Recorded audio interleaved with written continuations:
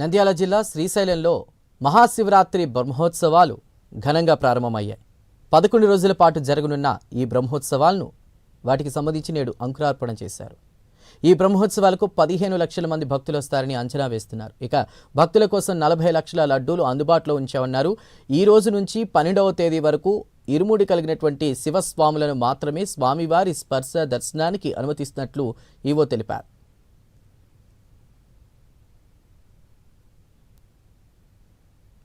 శ్రీశైలంకి వచ్చే భక్తులందరికీ కూడా అదనపు క్యూ లైన్లు ఏర్పాటు చేయడం కానీ, ఇక్కడ ఉండడానికి అదనంగా షెడ్లు గతం కన్నా ఎక్కువగా ఎక్కడ అవకాశం ఉంటే అక్కడల్లా సేద తీరడానికి భక్తులకు జర్మన్ షెడ్లు లేదా ఇతర షామియానా షెడ్స్ అన్ని ఏర్పాటు చేయడం జరిగింది. ఈ ప్రాంతంలో ఈ సంవత్సరం అధికంగా శౌచాలయాలు, మొబైల్ శౌచాలయాలు ఏర్పాటు చేయడం జరిగింది. భక్తులకు ఎలాంటి ఇబ్బంది లేకుండా హెల్ప్ డెస్క్ ఏర్పాటు చేయడం జరిగింది.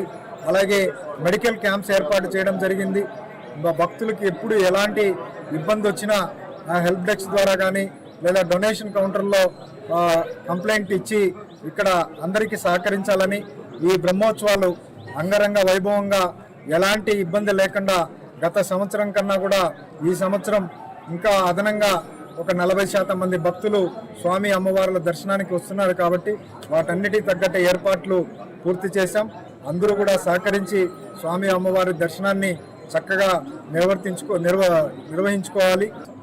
ఈ సంవత్సరం మనము ఒక 6,27,000 చదరపు అడుగుల్లో ఈ చలువ పందిరిని ఏర్పాటు చేసి ఎక్కడైతే ఖాళీ ప్రదేశాలు ఉన్నాయో అవన్నీ భక్తుల్లోకి వినియోగంలోకి ఏదైనా మనం అకామిడేషన్ ఇవ్వడానికి అంత స్థాయిలో మరి ప్రైవేట్ చౌల్ట్రీస్ కానివ్వండి, దేవస్థానం తరపున ఉన్నటువంటి ఈ వసతి సదుపాయాన్ని మనం అంతగా ఇవ్వలేము. కాబట్టి భక్తులు వారి యొక్క కుటుంబ సభ్యులతో అవసరమైనప్పుడు ఆరు బయట అయినా సరే వారు సేద తీరటానికి దానికి సంబంధించినటువంటి పక్కనే శౌచాలయాలు, దాంతోపాటు మరి ఏర్పాటు చేసి అన్నప్రసాదాల వితరణ కూడా మరి ఎన్జిఓ సహకారంతో ఏ ఒక్క భక్తుడు కూడా చిన్నపాటి ఆకలికి కానీ ఇలాంటి వాటికి ఇబ్బంది లేకుండా చూడటానికి సంబంధించిన ఏర్పాట్లు చేయడం జరిగింది.